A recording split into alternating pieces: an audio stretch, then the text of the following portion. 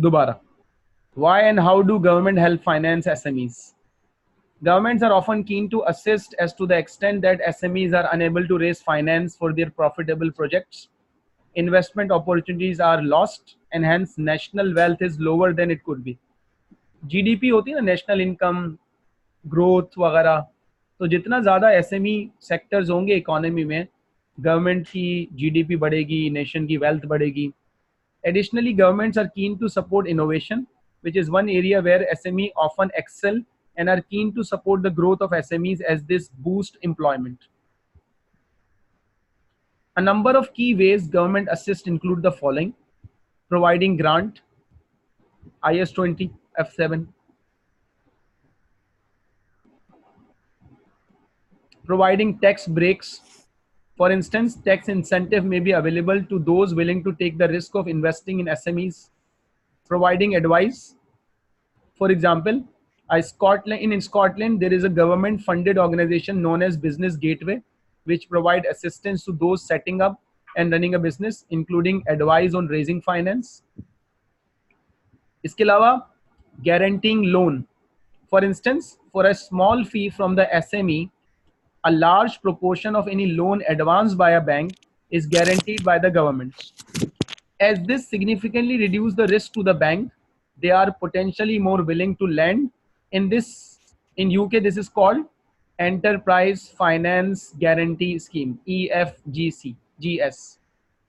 यानी कि बैंक जो है, जो लोन हमें नहीं दे रहा, SME को नहीं दे रहा, तो उसकी गारंटी जो है वो गवर्नमेंट दे देगी, यानी कि 70 to 80% गारंटी गवर्नमेंट दे देगी, बाकी 20% वो पर्सनल गारंटी दे दे और बैंक से लोन ले ले.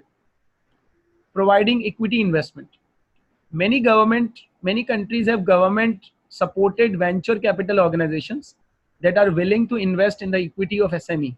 This is often done on a matching basis, where the organization will match any equity investment raised from other source.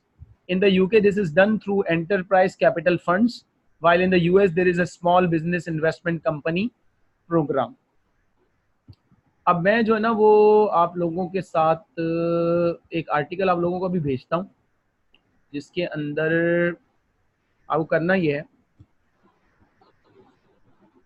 क्या करना है, के अंदर हम इसका एक ओवरव्यू ले लेते हैं कि बिजनेस वैल्यूएशन है क्या और इसके अंदर हम क्या क्या पढ़ने वाले हैं. ठीक है, बिजनेस वैल्यूएशन. जी सर, ये थियरी है कि प्रैक्टिकल है बिजनेस वैल्यूएशन? थ्योरी बहुत कम है, कैलकुलेशन ज्यादा है. थ्योरी का एक छोटा सा टॉपिक है इसके अंदर, परफेक्ट कैपिटल मार्केट का, बाकी सारी कैलकुलेशन. बिजनेस वैल्यूएशन ये है कि हम किसी ऑर्गेनाइजेशन की वर्थ आइडेंटिफाई करते हैं कि ऑर्गेनाइजेशन की वर्थ क्या है. ये यूं समझ ले कि हम उसकी शेयर प्राइस आइडेंटिफाई करते हैं कि उसके शेयर्स की शेयर प्राइस क्या चल रही है. सवाल ये पैदा होता है, why we value a business. तो हम एक बिजनेस को वैल्यू क्यों करते हैं, उसमें एक रीजन होता है वैल्यूएशन करने का, because of merger and acquisition decision.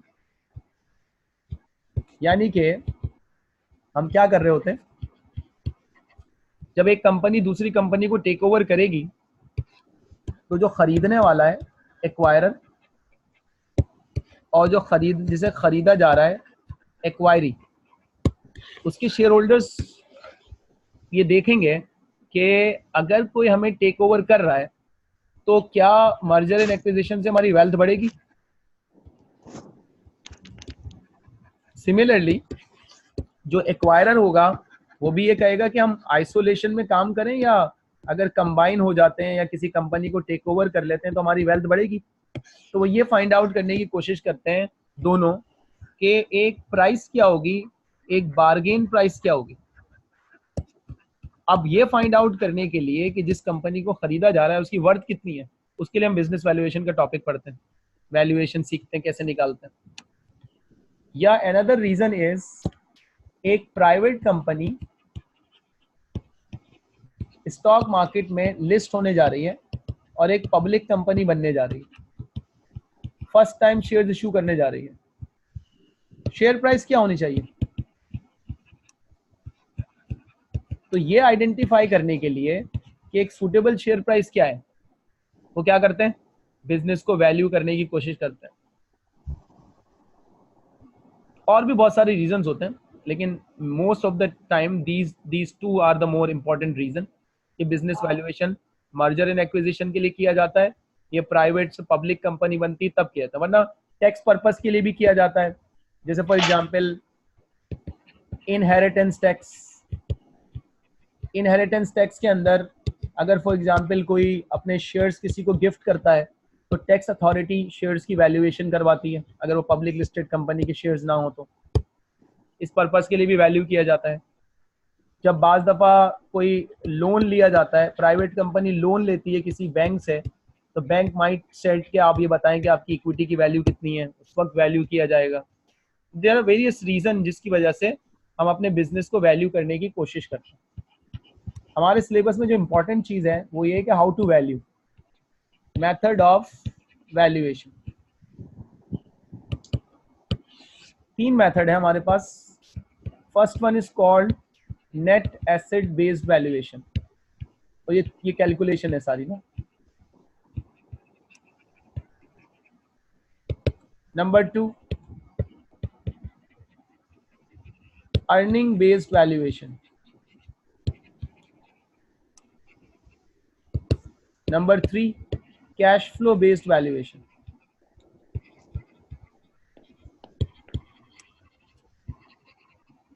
यानी कि एक्वायरर भी वैल्यू कर रहा होगा, एक्वायरी भी वैल्यू कर रहा होगा, और मेथड जो वो अडॉप्ट कर रहे हैं या तो वो एक्वायरर जो है वो एक्वायरी कंपनी के एसेट्स को बेस बनाकर वैल्यू करेगा, या उसके प्रॉफिट को, या उसके कैश फ्लोस को। अगर नेट एसेट बेस्ड वैल्यूएशन इस्तेमाल की जाए तो एंटिटी की वैल्यू फाइंड आउट करने का तरीका है उसके टोटल एसेट्स में से उसकी अगर टोटल लायबिलिटीज माइनस कर दी जाए तो क्या आएगा, क्या आएगा? This is the value of the business, और इसको हम क्या कहते हैं? इक्विटी। सही है। अगर पर शेयर प्राइस निकालनी है तो उसका तरीका क्या होगा? Total assets minus total liabilities divided by number of shares. और अगर सिर्फ वैल्यू निकालनी है तो total assets minus total liabilities. सही है। लेकिन ये डेटा कहां से आएगा? बैलेंस शीट से। तो नेट एसेट बेस्ड वैल्यूएशन में ये जो डेटा फाइंड आउट करते हैं ना हम, इसके 3 सोर्स होते हैं। यानी कि नेट एसेट बेस्ड वैल्यूएशन में पहला सोर्स होता है हिस्टोरिकल कॉस्ट, वहां से डेटा लें, which is also known as book value based method. दूसरा सोर्स होता है नेट रियलाइजेबल वैल्यू, यानी कि हम बैलेंस शीट का डेटा लेकर उसे कन्वर्ट कर दें नेट रियलाइजेबल वैल्यू पर, which is called liquidation basis. और तीसरा तरीका होता है पॉसिबल रिप्लेसमेंट कॉस्ट मेथड, यानी कि नेट एसेट के अंदर जो आंसर निकल सकता है वो हिस्टोरिकल कॉस्ट से भी निकल सकता है, नेट रियलाइजेबल वैल्यू से भी निकल सकता है, रिप्लेसमेंट कॉस्ट से भी निकल सकता है। सही है। जब हम अर्निंग बेस्ड वैल्यूएशन की बात करते हैं, अब हम आगे जाके इसको फिर डिटेल में डिस्कस करेंगे जो ऊपर मैंने मेथड्स बताए, अभी मैं एक ओवरव्यू दे रहा हूँ। तो उसमें हमारे पास एक मेथड होता है पीई रेशियो बेस्ड वैल्यूएशन, पढ़ी हुई हमने ऑलरेडी है। अब इसमें ये रेशियोज दोबारा आ रही हैं, डिविडेंड यील्ड की बेसिस के ऊपर, अर्निंग यील्ड की बेसिस के ऊपर। अच्छा, तुम लोग एक काम करो कि जितनी भी रेशियोज है ना उसको जरा चेक कर लो कि तुम्हें रेशियोज कैलकुलेट करने आती है और तुम रेशियोज को इंटरप्रेट या कनेक्ट कर सकते हो। फिर जो स्पेसिफिक रेशियो में मसला हो तो मुझे बताना, ताकि हम जो है वो उसको डिस्कस कर लें। कैश फ्लो बेस्ड वैल्यूएशन, इसके अंदर एक मेथड होता है डिविडेंड वैल्यूएशन मॉडल, ये भी हमने किया हुआ है पहले कॉस्ट ऑफ कैपिटल के अंदर। जी, DVM। DVM, discounted cash flow technique, जो हमने इन्वेस्टमेंट अप्रेजल में की हुई है।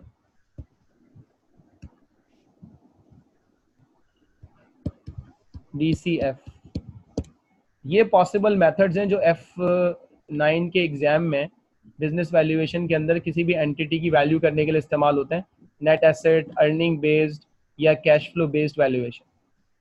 जैसे फॉर एग्जांपल अगर हम पीई रेशियो बेस्ड वैल्यूएशन निकालें तो उसकी बेसिस के ऊपर वैल्यू ऑफ द बिजनेस निकालने का फॉर्मूला होता है profit after tax multiply by price to earning ratio.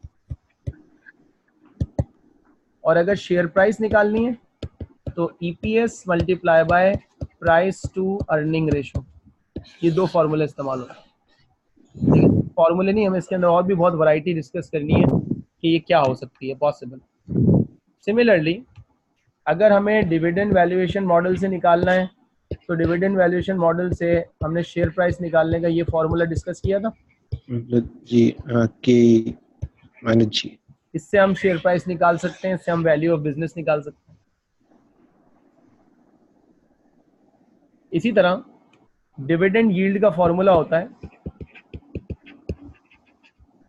Dividend yield निकालने के लिए फॉर्मूला होता है DPS over MPS, market price पर शेयर।